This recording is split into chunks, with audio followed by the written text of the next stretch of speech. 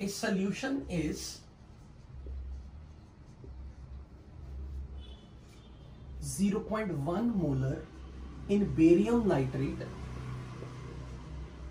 and 0.1 molar in strontium nitrate.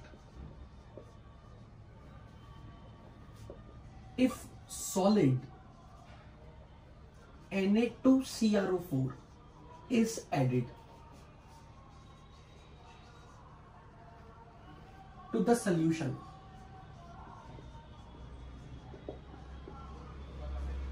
what is concentration of barium 2 plus ion when strontium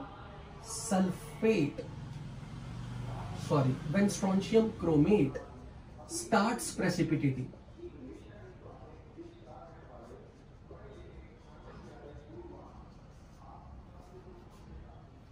You are given Ksp value of barium chromate is 1.2 into 10 raised per minus 10 and Ksp of strontium chromate is 3.5 into 10 raised per minus 5. This is actually indirectly हमने last class में किया है, but this is exactly type 4 numerical, which was I was supposed to teach you from my side, but I really wish, मान लो अगर मैंने आपको ये try नहीं करवाया, मैंने नहीं करवाया और आपके सामने ये सवाल आ गया, just give 5 minutes, try to think, logically think, rationalize it and solve it. And this is basically the topic is selective precipitation. Ionic equilibrium part 3 advanced level.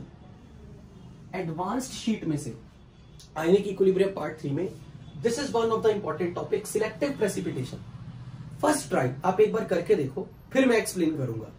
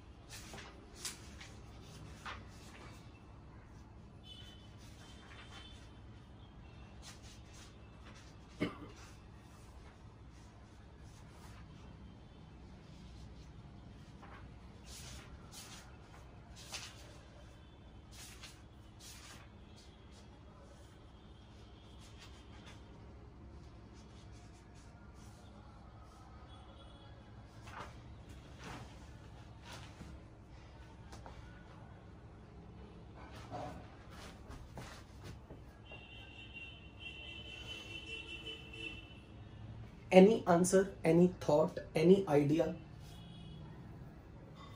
आपको ये मालूम है ना किसी के प्रेसिपिटेट्स कब बनते हैं या कब बनने स्टार्ट होते हैं? Good good good, keep on.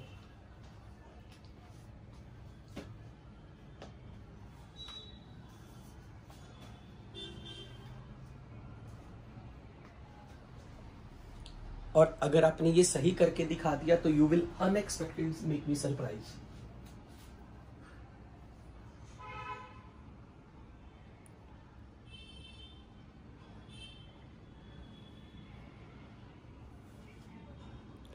But I just want to make it sure, आपको बोर्ड विजिबल है ना? बोर्ड पे लिखा हुआ सब दिख रहा है ना properly?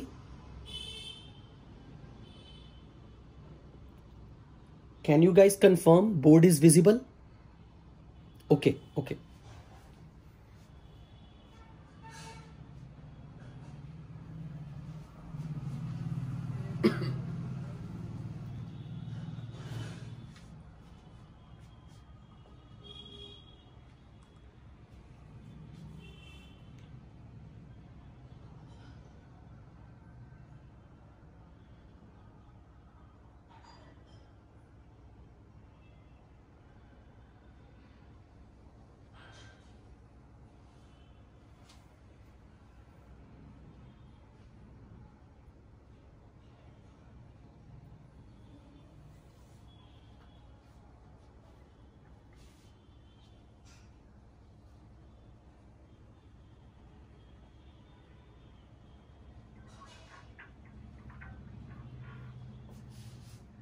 (0.33 into 10 raised to power minus 6). बिल्कुल ठीक, एक्सीलेंट, आउटस्टैंडिंग, एक्सीलेंट, आउटस्टैंडिंग। कौन था? Okay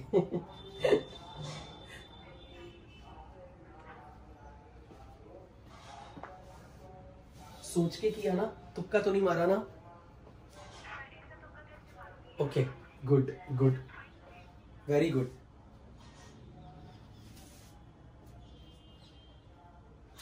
now I am excited. Simple है बिल्कुल, और ये टाइप 4 का न्यूमेरिकल, और ये भी previous years of JEE advance जैसा क्वेश्चन पूछा गया।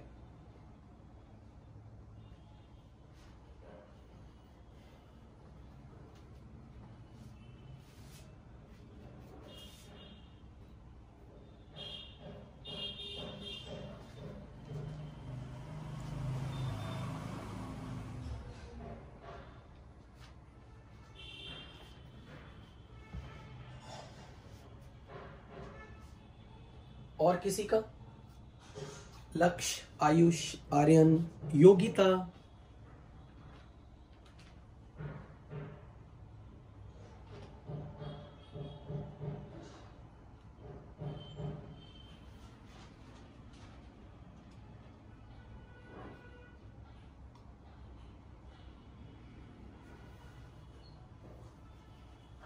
चलो करें।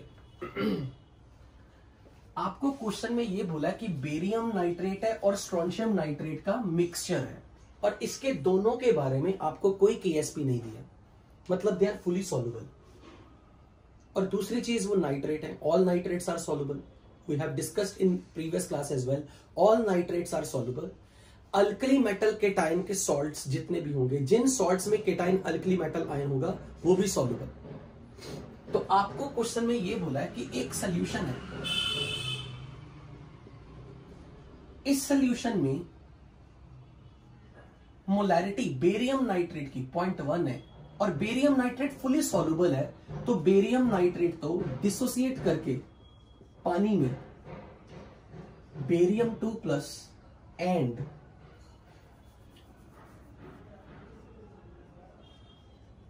टू नाइट्रेट इस फॉर्म में डिसोसिएट होगा।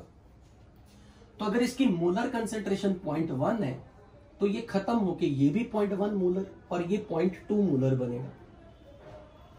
तो सॉल्यूशन में बेरियम आयन की रिस्पेक्ट में कंसेंट्रेशन हो जाएगी 0.1 मोलर, और नाइट्रेट की रिस्पेक्ट में मोलैरिटी 0.2 मोलर।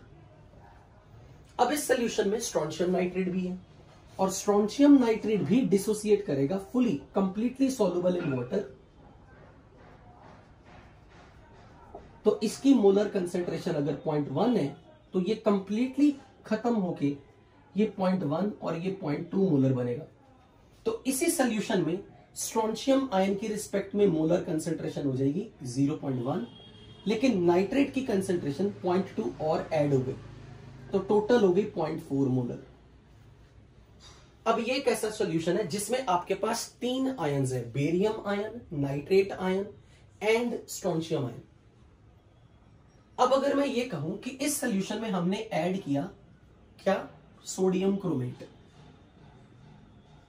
तो ऑब्वियसली जो हम बाहर से ऐड कर रहे हैं वो लिमिटिंग रिएजेंट है। तो सोडियम क्रोमेट जब अंदर जाएगा तो सोडियम क्रोमेट भी फुली सॉल्युबल है, ये भी डिसोसिएट करके 2Na+ और क्रोमेट आयन बनाएगा।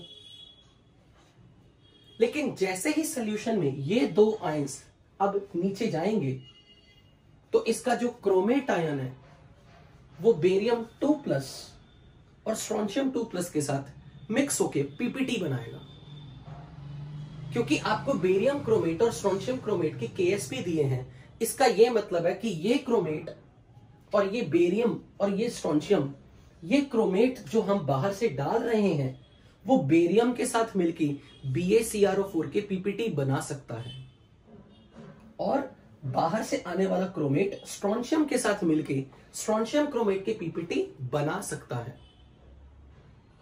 पर हमें यह पता है कि किसी की भी पीपीटी अगर बनाने हो और पीपीटी स्टार्ट करने हो, पीपीटी फॉर्मेशन, तो उस वक्त उस सॉल्ट के लिए उसकी आयनिक प्रोडक्ट उसकी केएसपी के बराबर होनी चाहिए। तो मैं ये मान सकता हूं कि अगर मुझे इसकी केएसपी की वैल्यू मालूम है और बेरियम क्रोमेट अगर डिसोसिएट करेगा वाटर में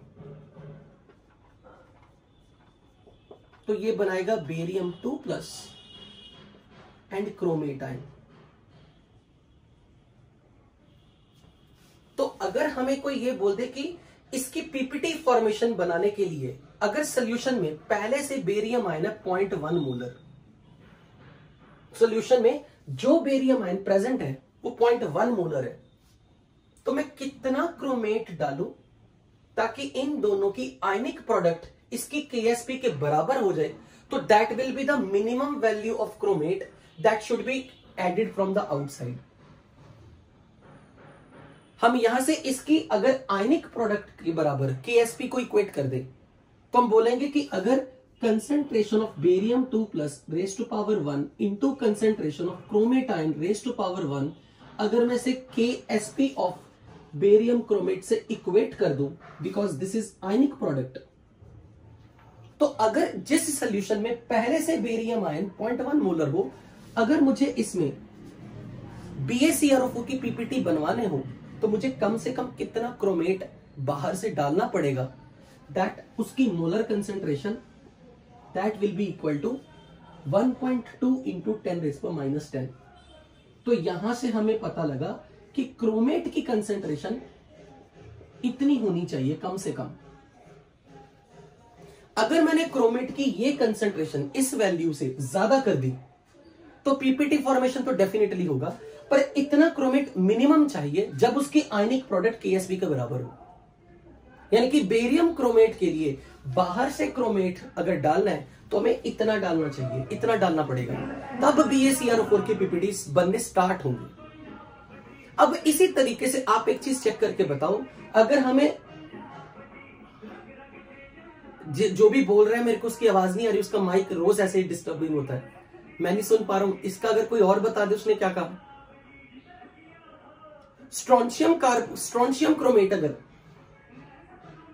अरे भाई कौन हो, बहुत जलवे वाली आवाज है माइक से आपकी आ रही।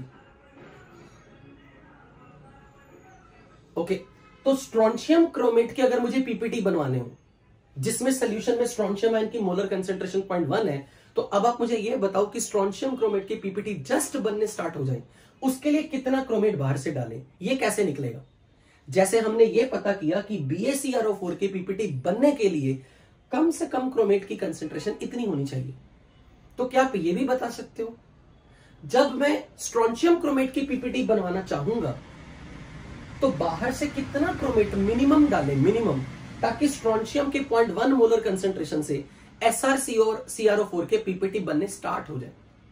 उसके लिए क्रोमेट की कंसेंट्रेशन कितनी आएगी, आपको KSP ऑफ स्ट्रोंशियम क्रोमेट दिया हुआ है।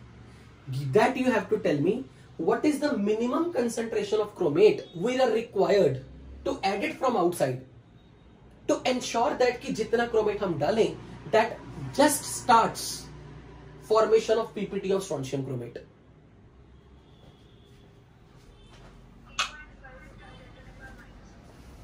(3.5 into 10 raised to power -4। तो स्ट्रोंशियम क्रोमेट अपना इक्विलिब्रियम एस्टेब्लिश करके सैचुरेशन पॉइंट तक इस प्रकार से इक्वेशन लिखी जाएगी। At saturation point strontium chromate के लिए सोल्यूशन में इक्विलिब्रियम रिएक्शन आप ऐसे लिखोगे, और स्ट्रोंशियम की मोलैरिटी सोल्यूशन में 0.1 है। तो कितना क्रोमेट डालूं ताकि स्ट्रोंशियम की पीपीटी बनने स्टार्ट हो जाए, उसके लिए इसकी आयनिक प्रोडक्ट को KSP के बराबर कर दूं, और यहां से KSP की वैल्यू अगर 3.5 इंटू 10⁻⁵ है और ये 0.1 है,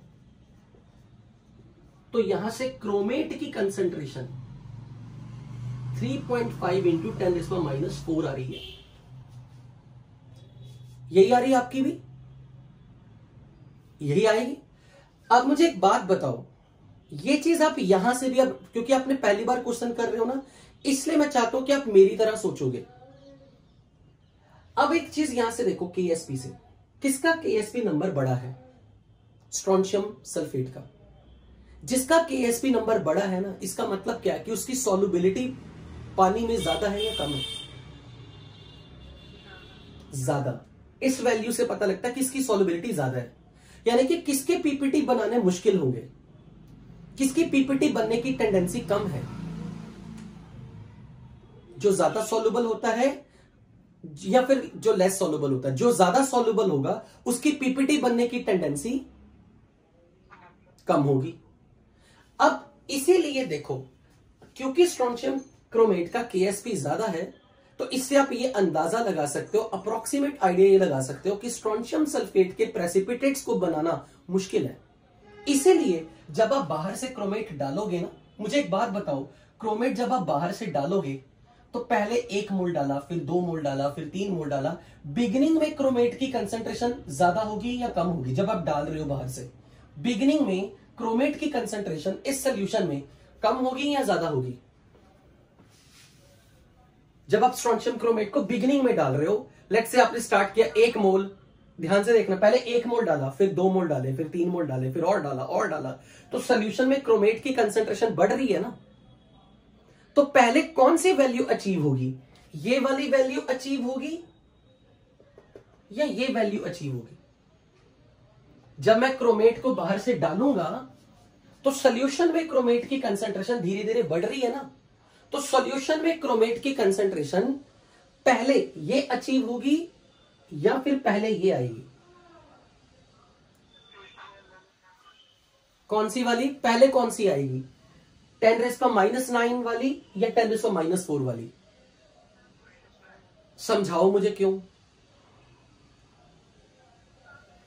क्योंकि वो कम है। बिगिनिंग में जब आप कुछ डालोगे तो उसकी क्वांटिटी कम है सोल्यूशन में, और ज्यादा करोगे धीरे धीरे, पहले ये वैल्यू आएगी, फिर बढ़ते बढ़ते बढ़ते यहां तक पहुंचोगे ना। समझ लगी पहले ये मेरी बात जो मैंने अभी आपके सामने सेंटेंस बोला? तो जब मैं बाहर से सोडियम क्रोमेट डालूंगा ना, तो क्रोमेट की कंसेंट्रेशन इसमें जैसे ही ये बनेगी, उस समय BaC ये जो बेरियम 2+ है सोल्यूशन में से बाहर निकलना शुरू हो जाएगा। उस समय अंदर पीपीटी बनने शुरू हो जाएंगे बेरियम क्रोमेट के। तो ये बेरियम 2+ की मोलैरिटी इस सोल्यूशन में से घटनी शुरू हो जाएगी, क्योंकि वो पीपीटी बनके सॉल्यूशन से बाहर आ रहा है, पीपीटी बन गए। आपको ये बात पता लगी? द मोमेंट आप बाहर से सोडियम क्रोमेट डालोगे तो वो क्रोमेट का आयन जैसे अंदर जाएगा, और क्रोमेट की वैल्यू जब क्रोमेट को आप ऐड करते जा रहे हो, जैसे सोडियम क्रोमेट इस कंसेंट्रेशन को अचीव करेगा, तो अंदर से Ba2+ के पीपीटी बनने स्टार्ट हो जाएंगे। और जैसे जैसे अब आपने क्रोमेट की कंसेंट्रेशन और बढ़ाई और बढ़ाई और बढ़ाई और बढ़ाई, तो कभी कभी ये भी कभी ये क्रोमेट इतना भी पहुंचेगा, उस समय स्ट्रोंशियम क्रोमेट के पीपीटी बनने स्टार्ट हो जाएंगे।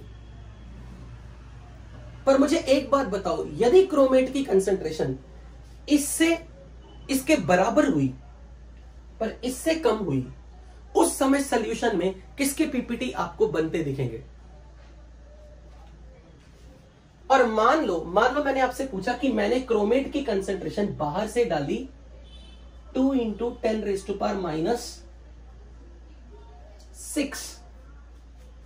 इतनी कंसेंट्रेशन अगर मैंने रखी, बाहर से इतनी डाली, तो बताओगे किसके पीपीटी बनेंगे और किसके पीपीटी नहीं बनेंगे?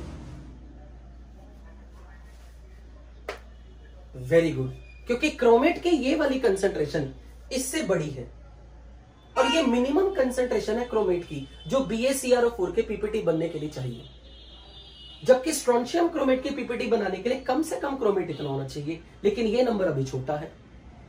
अब मुझे बताओ, अगर मैंने क्रोमेट की कंसेंट्रेशन इतनी कर दी तो किसके पीपीटी बन रहे होंगे? बेरियम क्रोमेट के या स्ट्रोंशियम क्रोमेट के या दोनों के? Very good, very good. अब मुझे एक बात बताओ, अगर मैंने बिगनिंग में क्रोमेट डालना शुरू कर दिया और मैंने इतनी वैल्यू रखी, उस समय सोल्यूशन में से Barium2+, ये मोलैरिटी है ना, मोलैरिटी किसकी होती है? जो पानी में घुला हुआ है। जो पानी में घुला ही नहीं उसकी मोलैरिटी थोड़ी ना होती है। सोल्यूट किसको बोलते हो? जो सोल्यूशन का पार्ट हो।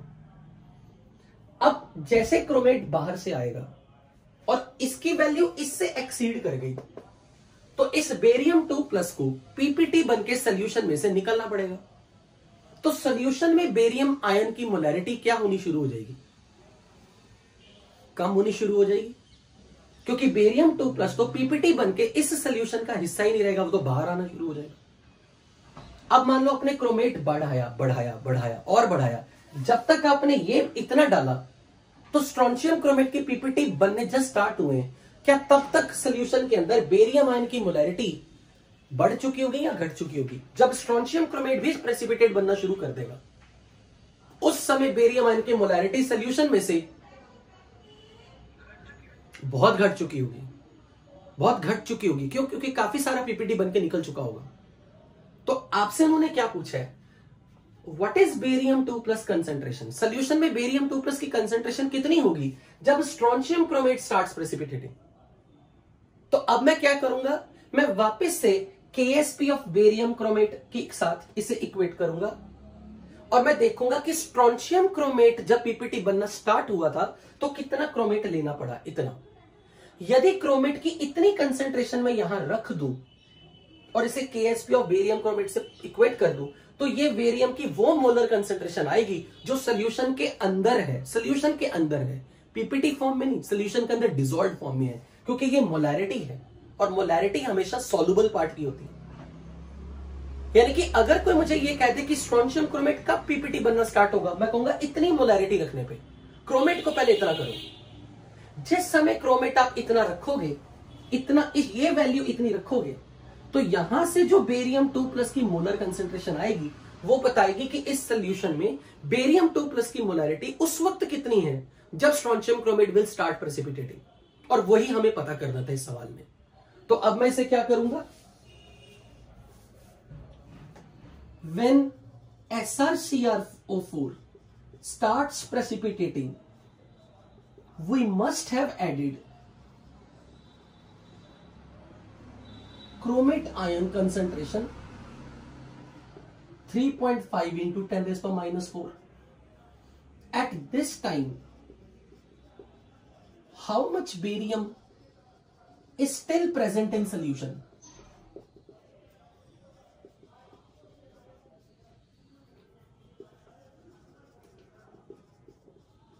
That will be concentration of Barium2+ into chromate ion concentration is equal to KSP. यहां से मिलेगा जब आप इसकी वैल्यू 3.5 into 10⁻⁴ और इसे इक्वेट कर दोगे 1.2 into 10⁻10 से।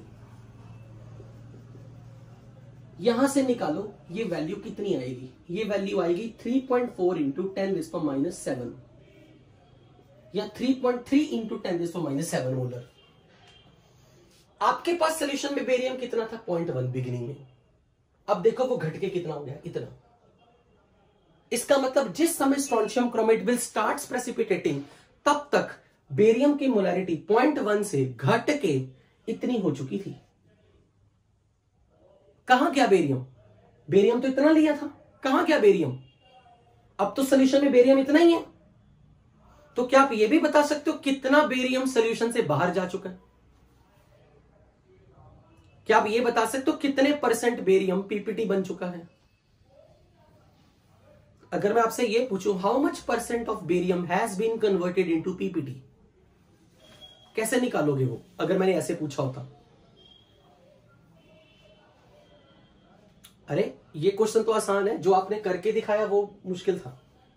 अगर मैं आपसे ये पूछूं आपके पास बेरियम इतना था, पर जब आपने क्रोमेट इतना ज्यादा कर दिया कि स्ट्रोंशियम तक पीपीटी होना शुरू हो जाए, तो बेरियम की कंसंट्रेशन बहुत घट चुकी है और वो फाइनली इतनी घट चुकी है।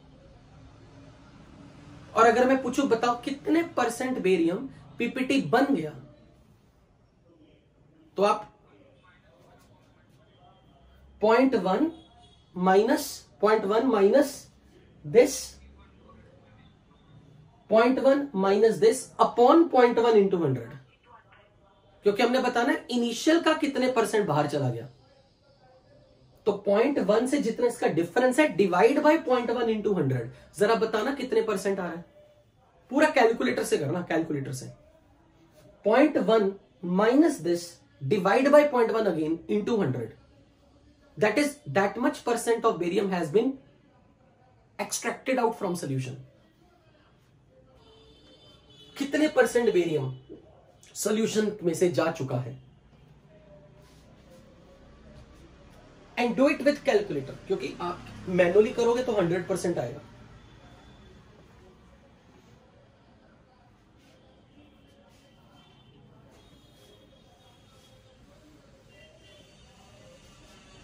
बताओ बच्चों।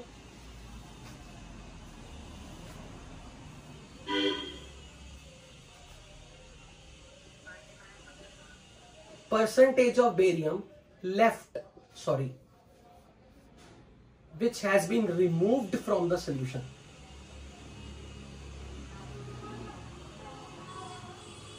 As precipitate will be 0.1 minus 3.4 into 10⁻⁷ upon 0.1 into 100। मुझे कम से कम सेकंड और थर्ड डेसिमल तक जरा बताओ कैलकुलेट करके।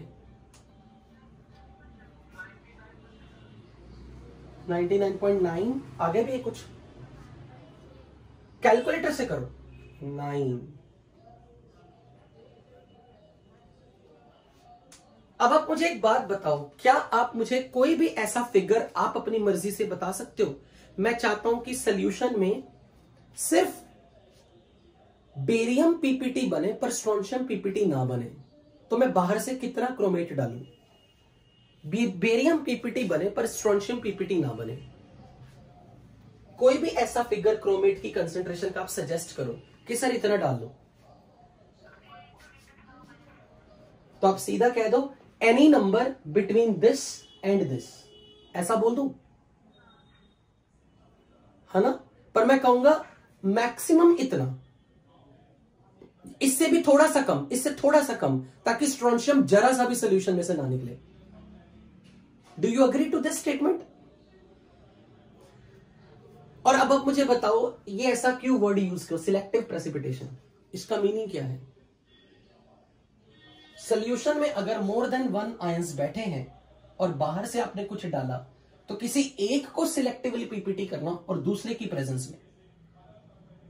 अच्छा, अगर मैं आपसे ये सवाल पूछूं, मुझे एक क्वेश्चन बताना, अगर मैंने क्रोमेट की कंसंट्रेशन बाहर से इतनी मिलाई, अगर मैंने बाहर से क्रोमेट इतना डाला होता, तो मुझे एक बात आपसे यह पूछनी है, सॉल्यूशन में स्ट्रोंशियम आयन की मोलैरिटी कितनी होगी उस टाइम? जब मैं इतना क्रोमेट डालूंगा तो सोल्यूशन में स्ट्रोंशियम आयन की मोलैरिटी कितनी होगी?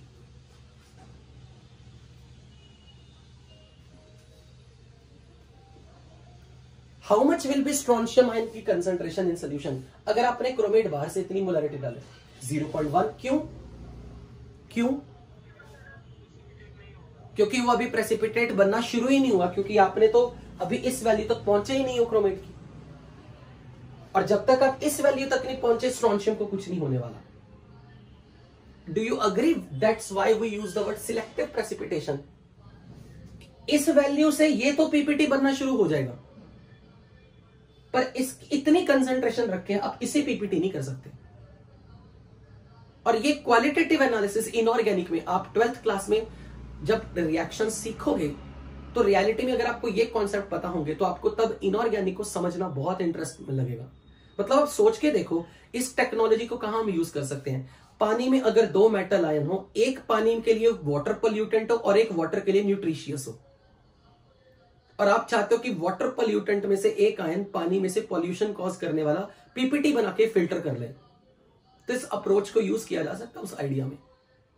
मान लो बेरियम के कारण वाटर में पॉइजनिंग हो रही है, पर स्ट्रोंशियम वाटर के लिए जो जिस भी एप्लीकेशन में आप पानी को यूज करना चाहते हो, आप स्ट्रोंशियम यूज करना चाहते हो पर आप बेरियम यूज नहीं करना चाहते, तो बेरियम को फिल्टर कर दे सिलेक्टिवली, स्ट्रोंशियम ना फिल्टर हो। तो एक ऐसा आयन पकड़ो, ये एक शिकारी आ गया, वो शिकारी एक शिकार को दबोचेगा, दूसरे को कुछ नहीं करेगा। समझ में आई ये चीज? किसका यूज हम इनऑर्गेनिक में कैसे कर सकते हैं? If you have more than 1 ions in your solution, but you want only 1 to be present in them, you don't want the other 2, तो बाहर से कोई तीसरी चीज ऐसी डालो जो उन 2 के साथ पीपीटी बना ले पर उसके साथ तीसरे के साथ पीपीटी ना बनाए। I hope you got the idea about this topic, selective precipitation. This was type 4 type of numerical, जिसपे मुझे डाउट था कि पता नहीं आप समझ पाओगे या नहीं। क्या आप समझ पाए? Very good, excellent. तो अभी मैं तब मानूंगा जब अगला इसी थीम पर बेस्ड एक और क्वेश्चन करके दिखाऊं।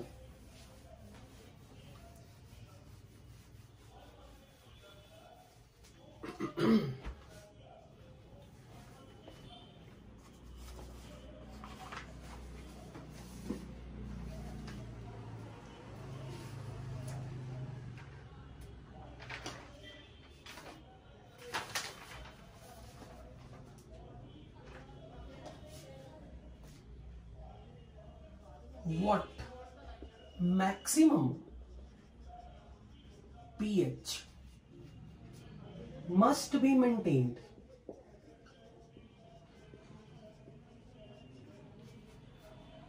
in saturated H2S solution of 0.1 molar to avoid precipitation of both manganese ion and ferrous ions from a solution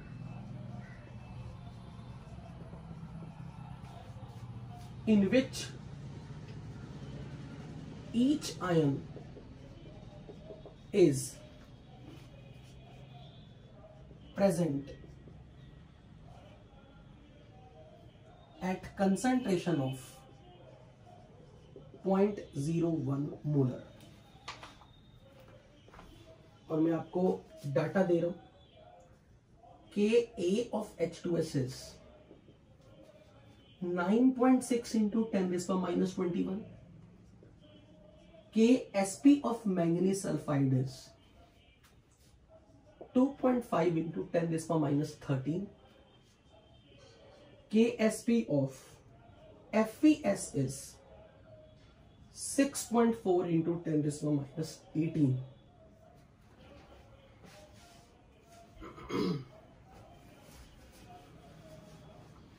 जो आप आज सीख रहे हो ना, ये इनऑर्गेनिक है बेसिकली। इस तरह के न्यूमेरिकल इनऑर्गेनिक में पूछे जाते हैं जिनका कनेक्शन फिजिकल केमिस्ट्री के साथ है। अब मैं पहले क्वेश्चन समझाऊंगा, फिर मैं साइलेंट हो जाऊंगा, मैं आपके आंसर की वेट करूंगा और मैं आपको चॉइसेस भी दे रहा हूं। A option 5.2, B option 2.91, 4.7, 2.41। आपको जो सवाल दिया गया पहले एक बार नोट कर लो।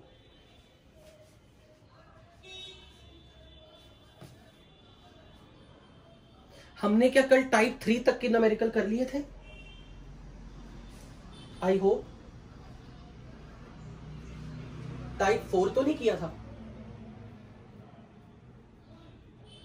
मतलब मेरे को ये लग रहा है कि मुझे ऐसा लग रहा है मैंने पहले पढ़ा तो नहीं दिया ये टॉपिक, सिलेक्टिव प्रेसिपिटेशन वाला। ठीक है,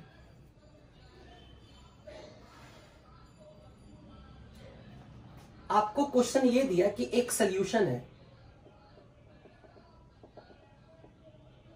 उस सॉल्यूशन में मैंगनीज आयन और Fe2+ आयन की मोलैरिटी दी है, मतलब they are present as dissolved form, तभी उनकी मोलैरिटी है। तो ये दोनों आयंस सॉल्यूशन में इनकी मोलर कंसंट्रेशन 0.01 है। बाहर से हमने H2S सॉल्यूशन पास करना है इसके अंदर, जिसकी सैचुरेटेड सॉल्यूशन की मोलैरिटी दी हुई है, और ये आपको याद भी होनी चाहिए, सैचुरेटेड H2S इज 0.1 मोलर, ये याद भी रखना है। H2S सॉल्यूशन की मोलैरिटी 0.1 है, ये इसमें मिक्स करना है। अब इससे आने वाला जो सल्फाइड आयन है, सल्फाइड, वो Mn2+ के साथ MnS की पीपीटी बना सकता है, और इससे आने वाला सल्फाइड Fe2+ के साथ FeS की पीपीटी बना सकता है। वो ये पूछ रहे हैं H2S सॉल्यूशन की पीएच कितनी रखें, इस सॉल्यूशन की पीएच कितनी होनी चाहिए ताकि दोनों में से किसी की पीपीटी ना बने, यानी कि H2S इसमें जाए पर इससे आने वाला सल्फाइड ना इसे पीपीटी बना सके ना इसके साथ पीपीटी बना सके। तो H2S की पीएच कितनी होनी चाहिए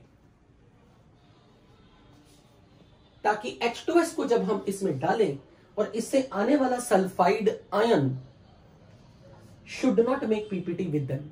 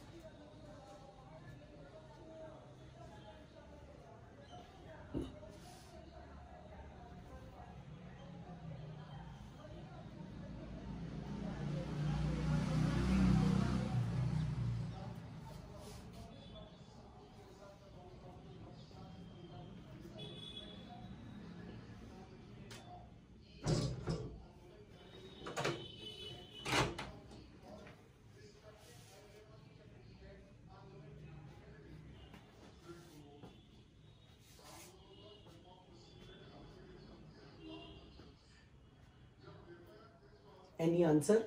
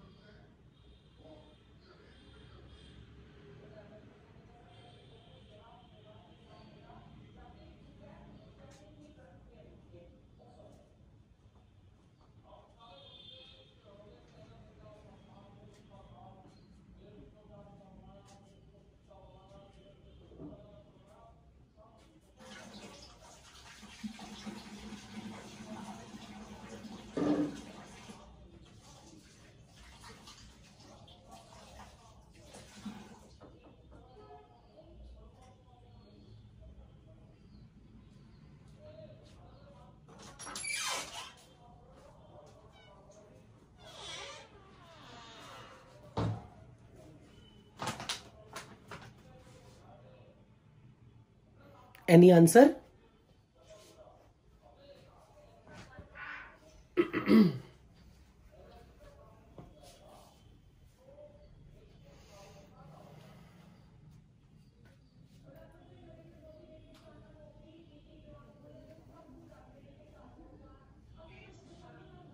ए, क्या मैंने सही सुना? 5.3. Okay, let me check.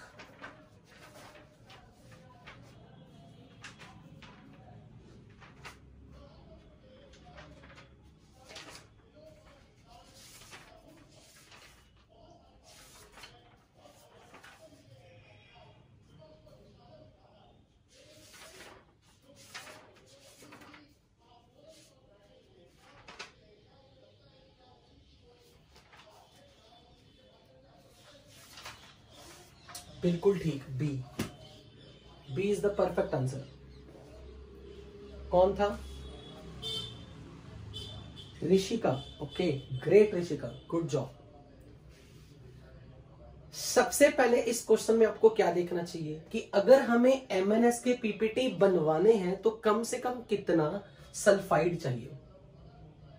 Actual में हो क्या रहा है, H2S डिसोसिएट करके बना रहा है 2H प्लस एंड सल्फाइड, और इससे आने वाला सल्फाइड मैंगनीज 2 प्लस को पकड़ेगा और MnS बना देगा.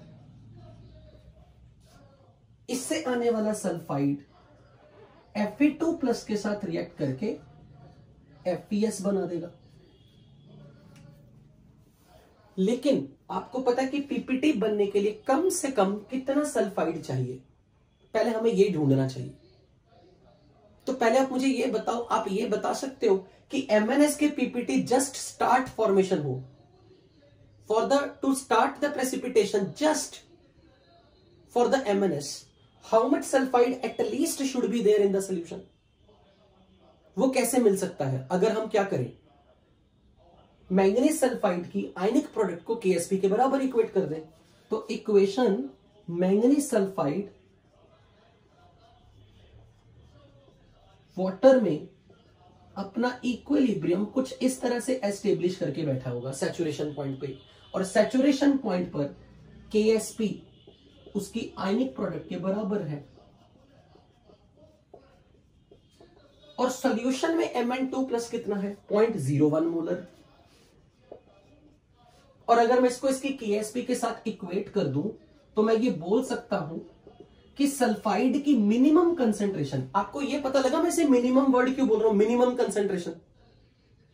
क्योंकि अगर सल्फाइड इस वैल्यू से ज्यादा हो गया, इससे सॉल्व करने से जो भी सल्फाइड की वैल्यू आएगी उससे अगर ज्यादा वैल्यू कर दोगे तो आयनिक प्रोडक्ट की वैल्यू KSP से बड़ी हो जाएगी. तो पीपीटी फॉर्मेशन तो और फैसिलिटेट होगा। क्या आपको ये सेंटेंस क्लियर है जो मैंने अभी अभी बोला कि यहां से जो सल्फाइड की कंसेंट्रेशन आएगी वो मिनिमम कंसेंट्रेशन है। मिनिमम क्यों? क्योंकि पीपीटी बनने शुरू कब होते हैं? जब आयनिक प्रोडक्ट केएसपी के बराबर हो। और फिर पीपीटी फॉर्मेशन बढ़ने कब शुरू हो जाती है? More and more precipitate start forming जब आयनिक प्रोडक्ट केएसपी से ज्यादा हो। Is that point clear to everyone और नॉट? यस और नो? तो सल्फाइड की मिनिमम कंसेंट्रेशन हमें कितनी चाहिए? 2.5 इंटू 10⁻11। ये सल्फाइड की कौन सी कंसेंट्रेशन है बताओ? ये सल्फाइड की मिनिमम कंसेंट्रेशन है जो क्या करे, जो एग्जैक्टली जब सॉल्यूशन में सल्फाइड की कंसेंट्रेशन H2S से आने वाले सल्फाइड की कंसेंट्रेशन अगर इतनी हो गई तो MnS की पीपीटी बनने शुरू कर देंगे। अब इसी तरीके से बताओ FeS की पीपीटी स्टार्ट बनने के लिए कम से कम कितना सल्फाइड चाहिए? सल्फाइड आयन की क्या मोलर कंसेंट्रेशन FeS की पीपीटी बनने के लिए जस्ट चाहिए? ओके, FeS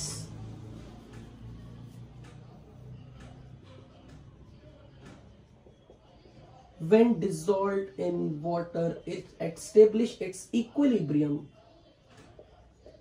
और आपको Fe2 + 0.1 मोलर दिया। तो अगर मुझे सल्फाइड के पीपीटी बनवाने हैं तो just start precipitation of FeS minimum sulphide concentration required is ionic product Q, reaction quotient बोलना चाहिए था मुझे यहां भी, Q should be equal to K। इससे बड़ा होना चाहिए या कम से कम इसके बराबर होना चाहिए। और ये वैल्यू आपको कितनी दी थी? 6.4 इंटू 10⁻18 और 0.01 मोलर फेरस आयन और सल्फाइड की कंसेंट्रेशन 6.4 इंटू 10⁻16। अब मुझे ये बताओ इस डाटा से क्या आपको पता लग रहा है जब आप H2S इसमें पास करोगे पहले किसके पीपीटी बनने शुरू होंगे? जब आप H2S डालोगे इसमें तो पहले सल्फाइड की कौन सी कंसेंट्रेशन इस सोल्यूशन में बिल्डअप होगी? ये वाली या ये वाली? FeS बनना पहले स्टार्ट होगा। तो यहां से आप ये बता सकते हो कि FeS और MnS में who is more soluble in water? FeS is more soluble. जो ज्यादा सॉल्युबल होगा उसके पीपीटी बनने के लिए सल्फाइड की कंसेंट्रेशन ज्यादा चाहिए या कम चाहिए? जो ज्यादा सॉल्युबल है एग्जैक्टली ज्यादा चाहिए। जो ज्यादा सॉल्युबल है उसके पीपीटी बनाने के लिए सल्फाइड बहुत ज्यादा डालना पड़ेगा। जिसकी पीपीटी बनने की टेंडेंसी बहुत ज्यादा है यानी कि जो इनसॉल्युबल है उसको तो बाहर से थोड़ा सल्फाइड दोगे वो तुरंत पीपीटी बनाएगा। तो इस डाटा से आप क्या बता सकते हो? Out of manganese sulphide and FeS which is more soluble when you pass H2S in solution? MnS is more soluble. तो अब आपको क्वेश्चन में दिया था कि H2S है जिसका आपको Ka दिया था। आपको ये पता कि ये H2S का Ka1 है या Ka2 है? क्या ये H2S का Ka1 है या Ka2 है? H2S तो 2H+ लूज करता है ना? क्या आपको यहां मेंशन किया हुआ Ka1 या Ka2? नहीं ना, मुझे तो नहीं, बस Ka दिख रहा है। तो इसका मतलब उन्होंने इस रिएक्शन का ओवरऑल इक्विलिब्रियम कांस्टेंट दिया 2H3O+ प्लस सल्फाइड। इस पूरी रिएक्शन का equilibrium constant K1 into K2 आपको दिया हुआ नेट Ka। तो अब इस रिएक्शन से आप क्या लिख सकते हो? H3O+ का square into sulphide upon H2S should be equal to Ka1 into Ka2 which is completely ready-made given to you.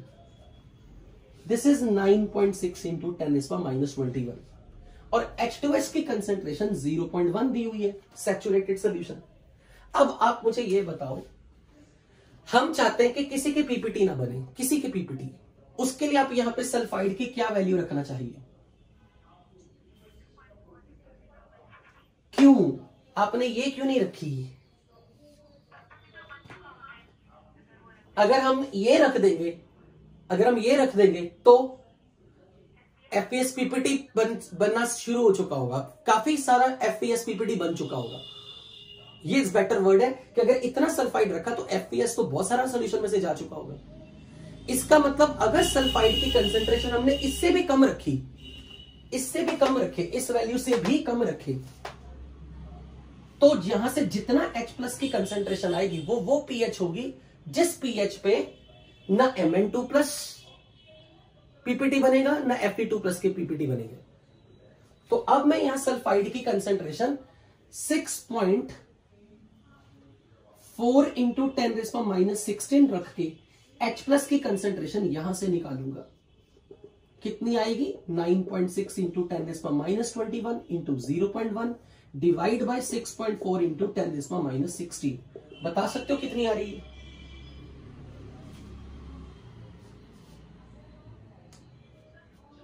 Root भी होगा, बिल्कुल रूट भी होगा, बिकॉज ये स्क्वायर है।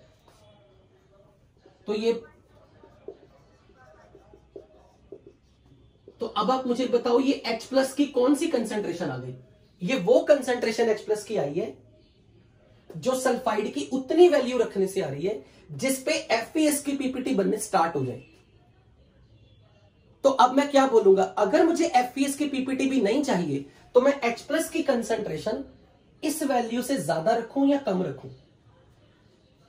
अगर मैं इतना रखता हूं तो H+ की कंसेंट्रेशन ये है जिसपे सल्फाइड एफपीएस की पीपीटी फॉर्मेशन स्टार्ट करेगा। तो H+ की कंसेंट्रेशन इस वैल्यू से ज्यादा रखूं या कम रखूं? मुझे तो एडजेक्टिव चाहिए, H+ की कंसेंट्रेशन इससे ज्यादा करूं या कम करूं?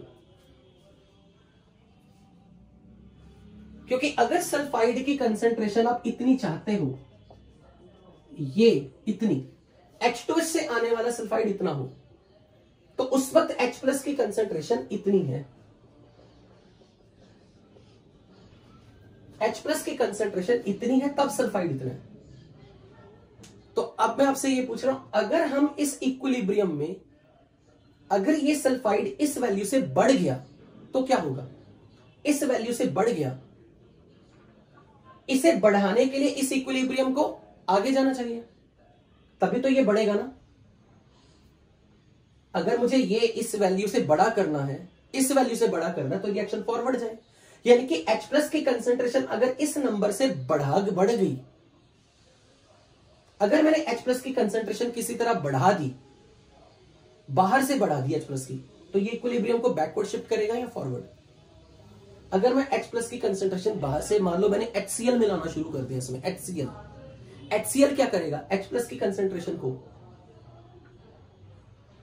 और H+ की कंसेंट्रेशन अगर बढ़नी शुरू हो गई तो ये इक्विलिब्रियम, तो सल्फाइड की ये वैल्यू से भी घट जाएगी। तो उस केस में किसकी पीपीटी बनेंगे? किसी के भी नहीं। Very good. तो अब मुझे ये बताओ, ये H+ की कौन सी कंसेंट्रेशन है, मैक्सिमम या मिनिमम?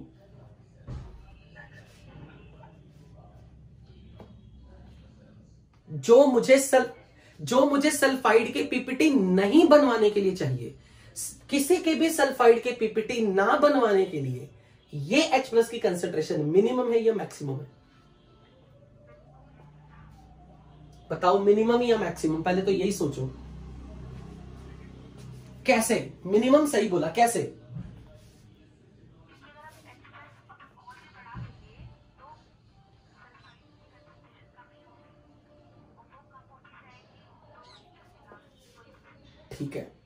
ठीक है। तो इससे ये कैसे पता लग रहा है कि H+ की कंसेंट्रेशन ये मिनिमम है?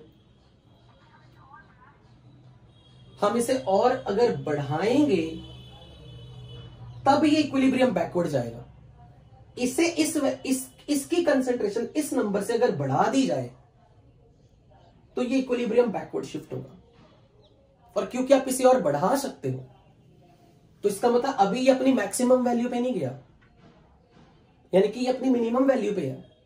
और अगर मिनिमम वैल्यू H+ की होगी तो pH के लिए क्या एडजेक्टिव यूज होगा? अगर H+ की कंसेंट्रेशन मिनिमम होगी तो pH के लिए क्या एडजेक्टिव यूज होगा? मैक्सिमम या मिनिमम? इसीलिए तो ये वर्ड है व्हाट, मैक्सिमम pH। क्या आपको ये एडजेक्टिव समझ लगा? Why minimum, why maximum? यानी कि अगर आपने H+ की कंसेंट्रेशन इस नंबर से कम कर दी, अगर H+ की कंसेंट्रेशन इस नंबर से कम कर दी तो ये इक्विलिब्रियम किधर जाएगा? उससे सल्फाइड की कंसेंट्रेशन, और अगर ये नंबर बढ़ना शुरू हो गया तो इसकी पीपीटी बनने शुरू हो जाएंगे।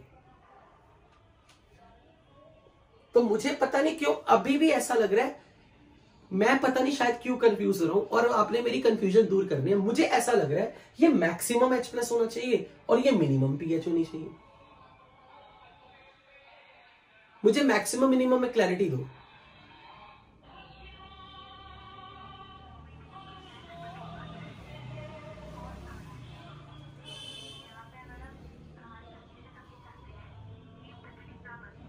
पीपीटी ना बने, हाँ पीपीटी ना बने, करेक्ट, ठीक है, एग्जैक्टली, वेरी गुड, शाबाश। इसलिए मैक्सिमम, सो वेरी गुड। इसका मतलब कि अगर हमने किसी तरीके से सल्फाइड की कंसेंट्रेशन को बढ़ा दिया, इस नंबर से बढ़ा दिया, तो उससे इसके पीपीटी बनने स्टार्ट हो जाएंगे। और हम चाहते हैं कि किसी के पीपीटी ना बने तो सल्फाइड की कंसेंट्रेशन इस नंबर से कम ही रहे, यानी कि हम चाहते हैं कि ये इक्विलिब्रियम बैकवर्ड जाए। और अगर मुझे इक्विलिब्रियम को बैकवर्ड करना है तो मुझे H+ की कंसेंट्रेशन बढ़ानी पड़ेगी, और क्योंकि H+ की कंसेंट्रेशन मैं बढ़ा सकता हूं, इसका मतलब अभी ये नंबर अपनी मैक्सिमम वैल्यू को अचीव नहीं किया। और अगर मैं H+ की कंसेंट्रेशन को बढ़ा सकता हूं अभी, यानी कि ये अभी अपनी लोअर लेवल पे ही है, और अगर ये अपनी लोअर लेवल पे है तो pH अपने हायर लेवल पे है, राइट? अब इसको इजी भाषा में मैं ऐसे भी बोल सकता हूं, अगर मैंने बाहर से बेस डालना शुरू कर दिया, जरा सिंपल सीजना, अगर मैंने बाहर से बेस डाला, OH- डाला, तो वो OH- इस H+ को कंज्यूम करेगा। और अगर मैंने इसे H+ को कंज्यूम किया तो ये इक्विलिब्रियम किधर जाएगा, फॉरवर्ड या बैकवर्ड? अगर मैंने बाहर से बेस डाला, फॉरवर्ड। उससे सल्फाइड की कंसेंट्रेशन बढ़ेगी घटेगी? बढ़ेगी। तो फिर इसके पीपीटी बनने,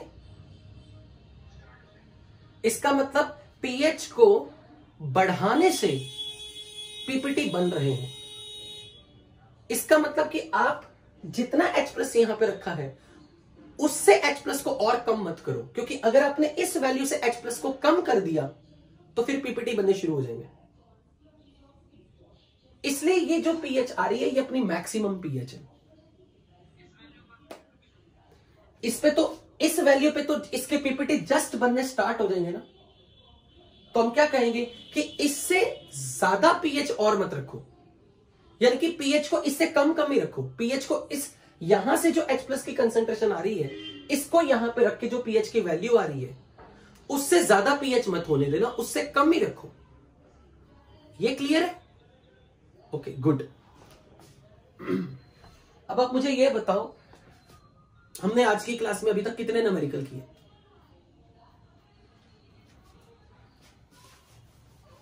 दो। कितना टाइम हो गया?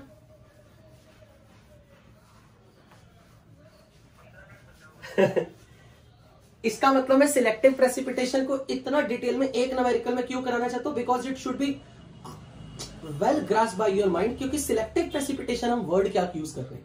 मैं अब आपसे ये भी पूछ सकता हूं, मैं कितनी pH रखूं ताकि इसके पीपीटी बने और इसके ना बने? तो आप क्या आंसर देते हैं इस वक्त?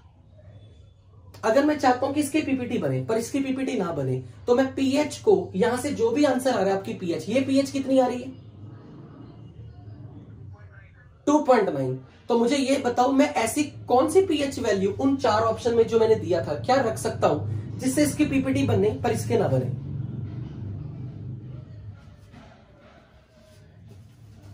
2.9 से थोड़ा ऊपर आइडियली मुझे क्या करना चाहिए उस केस में, आइडियली मुझे क्या करना चाहिए। अभी ये जो आपने H प्लस की कंसेंट्रेशन 1.22 इंटू 10 माइनस समथिंग निकाली थी वो आपने सल्फाइड की ये कंसेंट्रेशन रख के निकाली थी ना, उससे एक पीएच की वैल्यू आएगी। और अगर मैंने सल्फाइड की कंसेंट्रेशन जो MnS वाली आई थी वो रखी होती H2S के Ka के एक्सप्रेशन में और वहां से H प्लस की कंसेंट्रेशन निकाल के पीएच निकालता, तो मैं कहता कि पीएच की वैल्यू जो यहां से आ रही है उससे कम रखो, पर जो वहां से आ रही है MnS वाले से उससे ज्यादा रखो। क्या मैंने सही बोला? नहीं गई। अभी आपने जब H2S वाला इक्विलिब्रियम एक्सप्रेशन लिखा था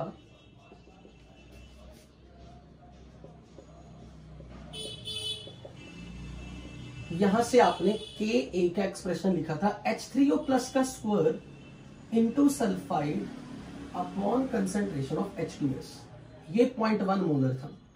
अगर ये सल्फाइड आपने FeS वाला डाटा ना रखा होता, MnS वाला डाटा रखा होता, कितना था ये वैल्यू जरा बताओ जल्दी से, ये वैल्यू कितनी थी?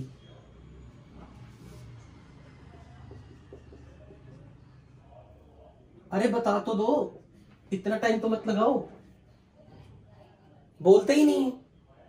ये कितना था? यहां से H प्लस की कंसेंट्रेशन कुछ आएगी, कितनी?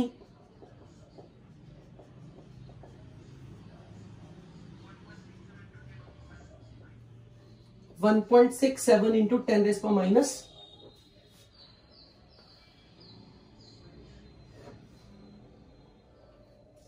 स्क्वायर रूट भी तो लेना है ना।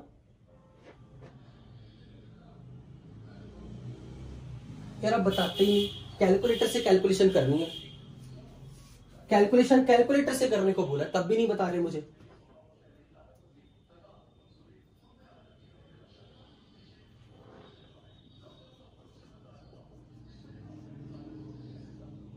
-22 -11, ये -22 -22 -11 -11 इसका रूट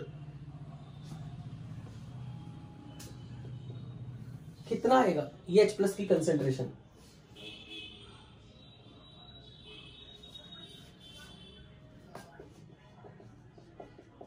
और यहां से पीएच वैल्यू क्या आएगी?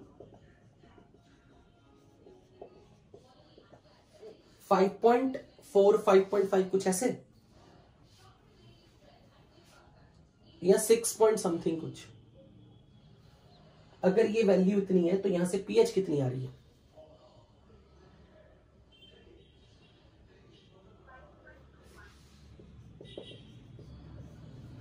तो अब मुझे बताओ, अगर मैंने, और यहां से पीएच आई थी 2.91, अगर मैंने पीएच रखी 1.3, 2.9 से भी छोटी और 5.21 से भी छोटी, तो किसके पीपीटी बनेंगे?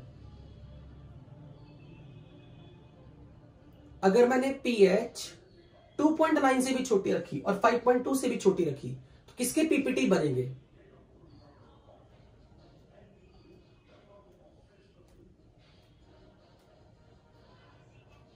किसी के नहीं।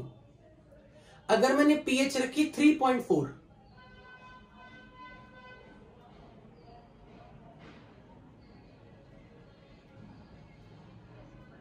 FeS के बनेंगे। और अगर मैंने पीएच रखी 5.21,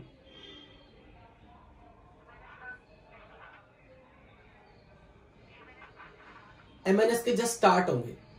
तो अब मैं आपसे ऐसे भी ये सवाल पूछ सकता हूं, इस पीएच पे किसके प्रेसिपिटेट बनेंगे, इस पीएच पे किसके नहीं बनेंगे, इस पीएच पे दोनों के बनेंगे या एक के बनेंगे।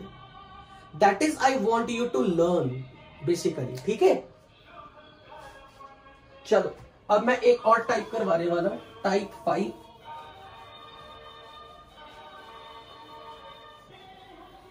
Type 5 is very very easy, I hope, क्योंकि अगर आपको टाइप 4 समझ में आएगा, टाइप 5 बहुत आसान है। Type 5 is called simultaneous solubility.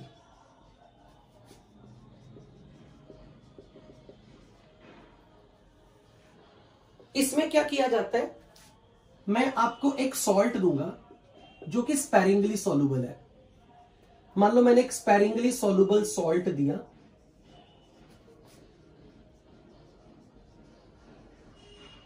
Sodium fluoride, sorry calcium fluoride, और मैंने आपको इसकी केएसपी भी दी हुई है।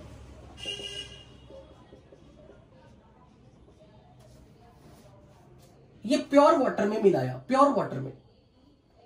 अब एक मैंने और सॉल्ट लिया है, वो भी स्पैरिंगली सॉल्युबल सॉल्ट है, लेट्स से मैग्नीशियम फ्लोराइड। मैं रैंडम इसकी वैल्यू दे रहा हूं, मुझे नहीं एग्जैक्टली मालूम, मैं अपनी तरफ से दे रहा हूं। ये भी स्पैरिंगली सॉल्युबल सॉल्ट है।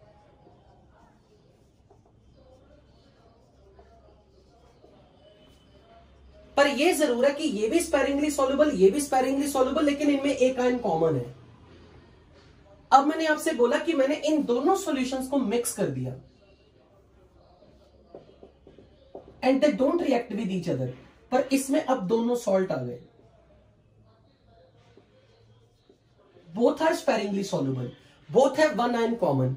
अब मैं पूछूंगा बताओ इस सॉल्यूशन में इसकी सॉल्युबिलिटी पहले के कंपैरिजन में कितनी डिफरेंट है, और इस सॉल्यूशन में इसकी सॉल्युबिलिटी पहले के कंपैरिजन में कितनी डिफरेंट है। यानी कि इसको बोलते हैं साइमल्टेनियसली दो स्पैरिंगली सॉल्युबल सॉल्ट को मिक्स कर दिया जिनका कॉमन आयन है F-। क्या मैं इसे उस टॉपिक से रिलेट कर सकता हूं, mixture of more than one weak acids, mixture of more than one weak acids. क्यों जब आप फॉर्मिक एसिड और एसिटिक एसिड लेते हो, दोनों स्ट्रॉन्ग एसिड है या वीक एसिड है? दोनों वीक एसिड है, दोनों का अल्फा लेस देन 1 है, लेकिन दोनों में एक आयन कॉमन था, कौन? H+। अच्छा ये बताओ ये वीक इलेक्ट्रोलाइट है या स्ट्रॉन्ग इलेक्ट्रोलाइट है? ये वीक इलेक्ट्रोलाइट है या स्ट्रॉन्ग इलेक्ट्रोलाइट है? कैसे पता लगा कि ये वीक है, ये स्ट्रॉन्ग क्यों नहीं है? ये कहां से पता लगा कि ये स्पैरिंगली सॉल्युबल है? इसकी वैल्यू केएसपी की बहुत छोटी है। कोई भी केएसपी की वैल्यू अगर 10⁻³ से छोटी हो गई मतलब वो बहुत कम सॉल्युबल है, और अगर किसी के लिए केएसपी मान लो 1000 वैल्यू दे दी, 1000 से ज्यादा दे दी, वो बहुत फुली सॉल्युबल टाइप है।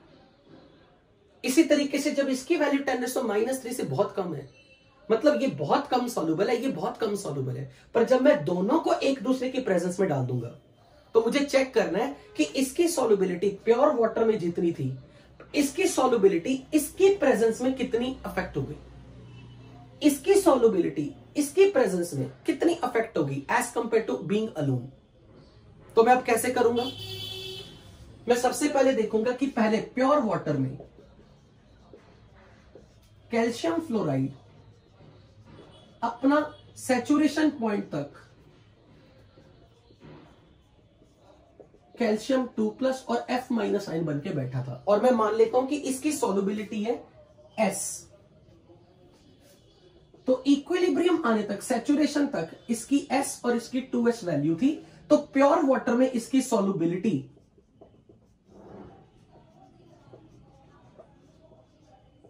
4S³ थी। और मुझे आप इतनी हेल्प कर दो, S की वैल्यू बता दो जल्दी से कितनी आएगी कैलकुलेट करके प्योर वाटर में।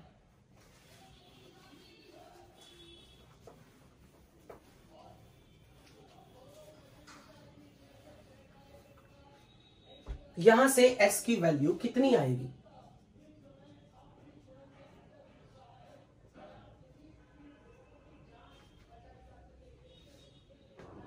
टू का क्यूब रूट ऑलमोस्ट 1.2 होना चाहिए। मैं अगर इसे 20 बना दूं, 20, और इसे बना दूं divide by into 10 divide by 10 into 10 divide by 10, 0.2 का क्यूब रूट इंटू 10⁻⁴। 0.2 का क्यूब रूट बता दो बस कितना होगा?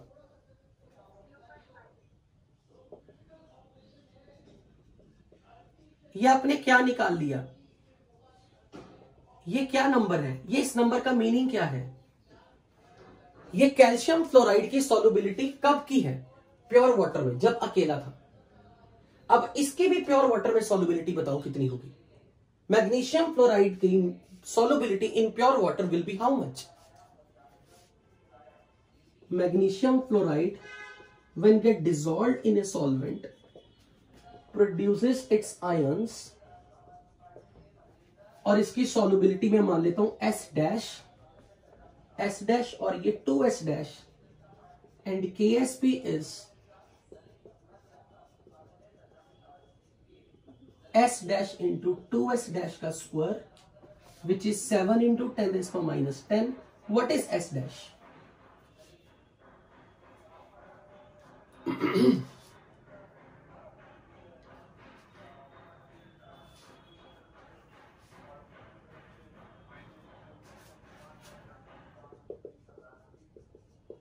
तो दोनों में से किसकी सॉल्युबिलिटी ज्यादा है? प्योर वाटर में ये ज्यादा सॉल्युबल है या ये ज्यादा सॉल्युबल है?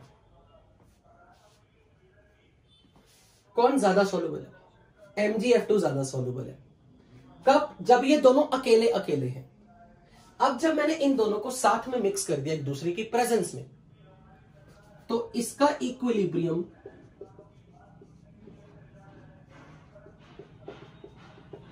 और इसका इक्विलिब्रियम पैरेलल चलेंगे। और अब मैं बोलूंगा इस सॉल्यूशन में F नेगेटिव के सोर्स एक से ज्यादा हो गए। जब मैंने दोनों को पानी में मिलाया तो F माइनस के सोर्स एक से ज्यादा हो गए। इससे भी आ रहा है और इससे भी आ रहा है। तो फ्लोराइड की कंसंट्रेशन सॉल्यूशन में बढ़ जाएगी घट जाएगी? F माइनस की कंसंट्रेशन बढ़ जाएगी, जिसके कारण दोनों का इक्विलिब्रियम बैकवर्ड शिफ्ट होगा। तो साइमल्टेनियस सॉल्युबिलिटी में दोनों एक दूसरे की सॉल्युबिलिटी को घटाएंगे। जस्ट अ मिनट बेटा।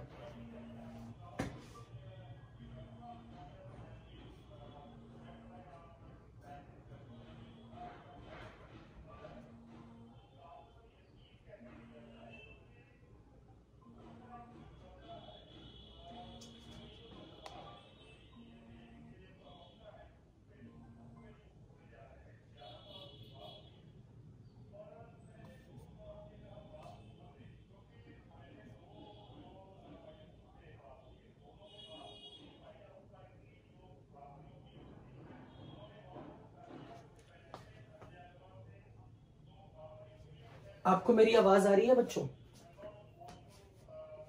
ओके। तो अब मैं मान लेता हूं कि इसकी एक दूसरे की प्रेजेंस में सॉल्युबिलिटी है S1 और इसकी S2।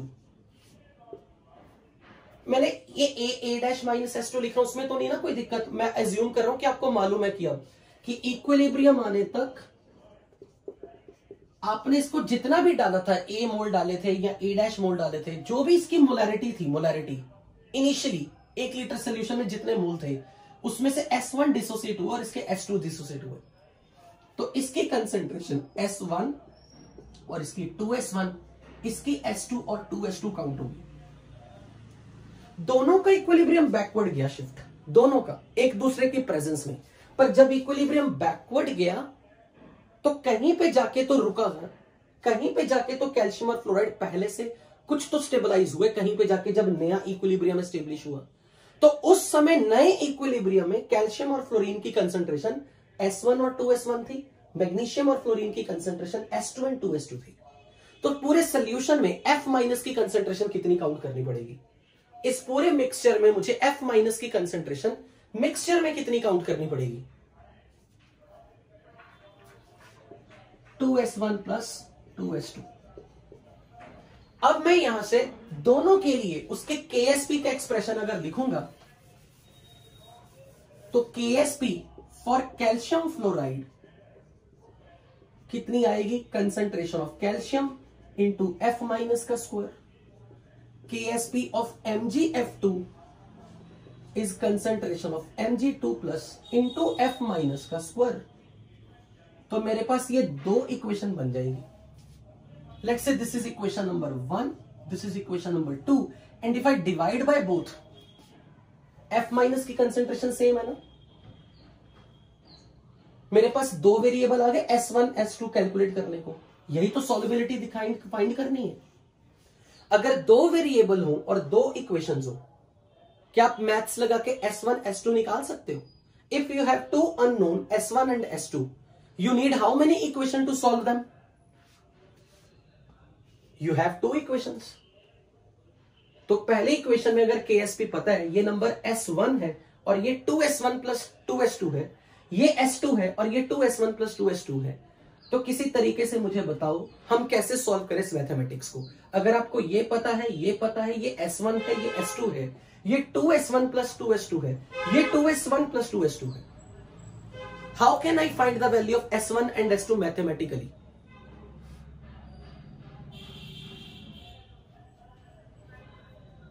डिवाइड कर देंगे दोनों को, उससे क्या होगा? F माइनस की कंसेंट्रेशन कट जाएगी. तो हमें किसकी वैल्यू मिल जाएगी, किसकी रेशो मिल जाएगी? S1 और S2 की. तो ये नंबर अगर S1 है और ये S2 है और KSP आपको दोनों के पता है, कितने थे? 8 इंटू 10⁻³ डिवाइड बाय 5.5 इंटू 10, नहीं 7 इंटू 10⁻10. तो यहां से आपको S1 और S2 का रेशो मिल जाएगा.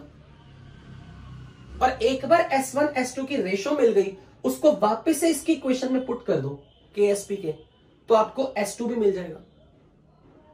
आपको ये मैथमेटिक्स करनी आती है? बताओ जरा क्या करूंगा मैं. S1 अपॉन S2 की रेशो कितनी आ रही है यहां से? 8/7 into 10⁻³ what will be S1 and S2 एक दूसरे के टर्म्स में आपको मिल गए. इसके आगे मैथ्स कैसे लगाऊं? मुझे S1 S2 चाहिए और मुझे मालूम है कि IJA01 में बच्चों का मैथ्स इतना तो स्ट्रांग है कि वो ये चीज तो मुझे बता सकते 11वीं क्लास के बच्चे कि सर जब S1 और S2 की रेशो हो तो हम यहां से S1 और S2 की वैल्यू कैसे निकाल सकते हैं. हमारे पास ये दो इक्वेशन भी है. नहीं आती?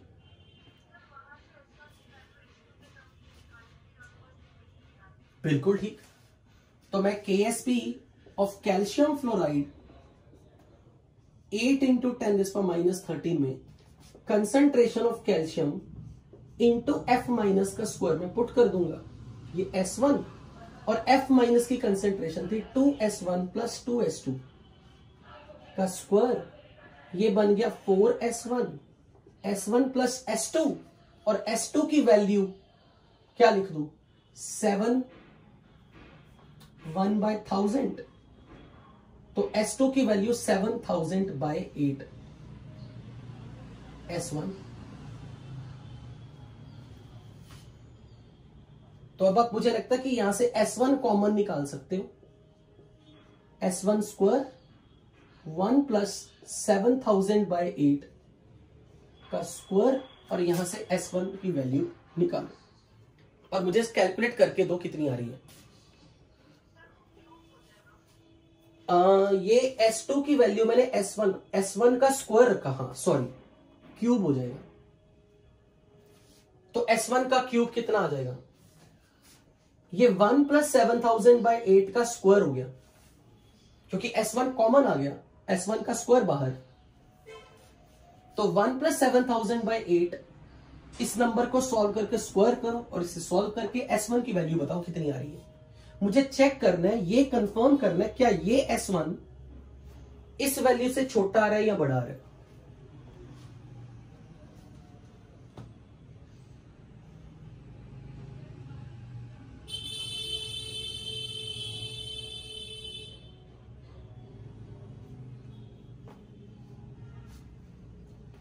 सारे न्यूमेरिकल्स में कैलकुलेशन है और कुछ भी नहीं है. आपको समझ में आना चाहिए केमिस्ट्री का मैथमेटिक्स ज्यादा है. क्या वैल्यू आएगी S1 की? अगली क्लास में कैलकुलेटर हाथ में रखना हमेशा, बिना कैलकुलेटर के मेरी क्लास में नहीं बैठना. और जेई मेंस या एडवांस में ऐसी कैलकुलेशन नहीं आएगी, बिल्कुल मत घबराना, ये तो मैं रैंडम डाटा दे रहा हूं।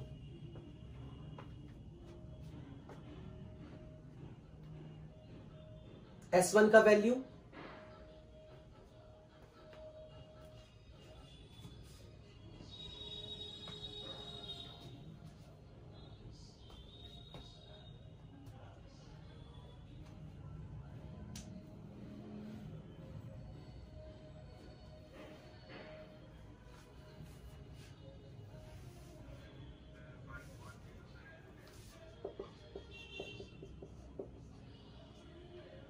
और S2 7,000 by 8 times 1.09 into 10⁻⁶।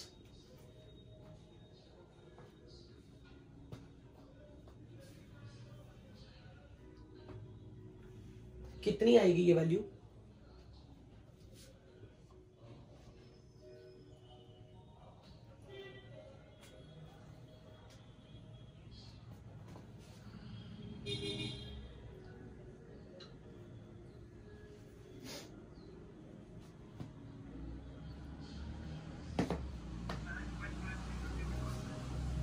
(9.53 into 10⁻⁴).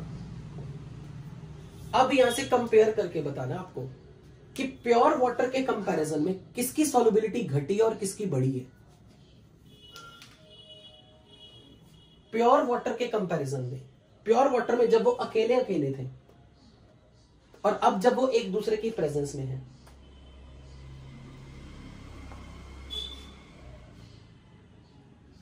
बताओ। जब ये अकेले अकेले थे तब इनकी सॉल्युबिलिटी क्या थी, और जब ये अब एक दूसरे की प्रेजेंस में आ गए, किसकी सॉल्युबिलिटी घट गई, किसकी बढ़ गई? डाटा कोरिलेट करना आता है। कैल्शियम फ्लोराइड की घट गई और MgF2 की बढ़ गई, ऐसा बता सकते हो क्यों हुआ? किसने किस पे कॉमन आयन इफेक्ट लगाया, इसका ये मतलब बताओ।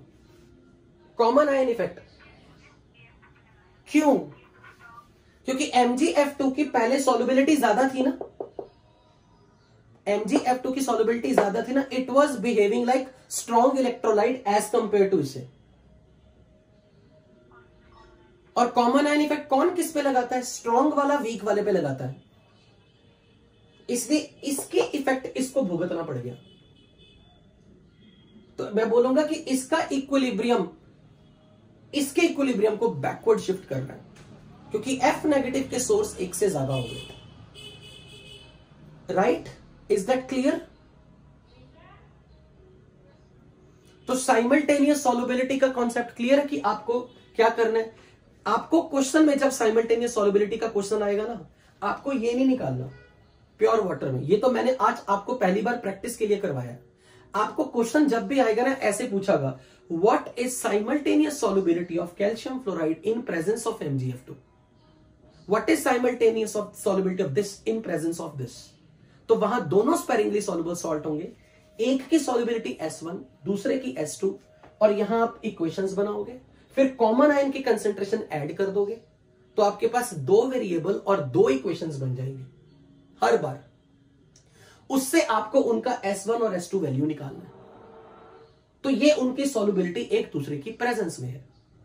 पर अगर ये क्वेश्चन कभी एडवांस में आता है तो मैं ऑलमोस्ट श्योर हूं वो अब ये पूछेंगे कि प्योर वाटर के कंपैरिजन में किसने किस पे कॉमन आयन इफेक्ट लगाया, प्योर वाटर के कंपैरिजन में किसकी सॉल्युबिलिटी घटी है और किसकी सॉल्युबिलिटी बढ़ी है।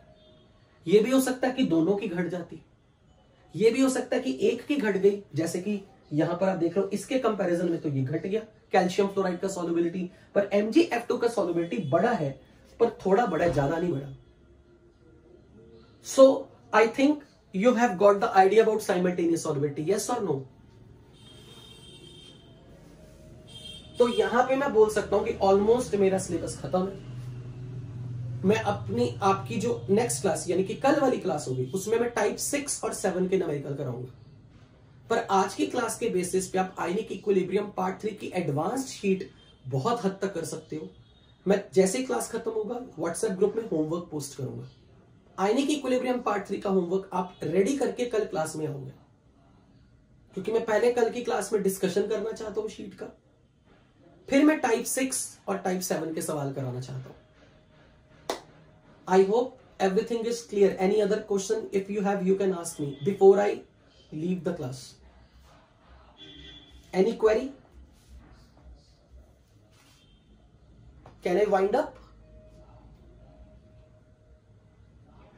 Okay, so thank you so much. See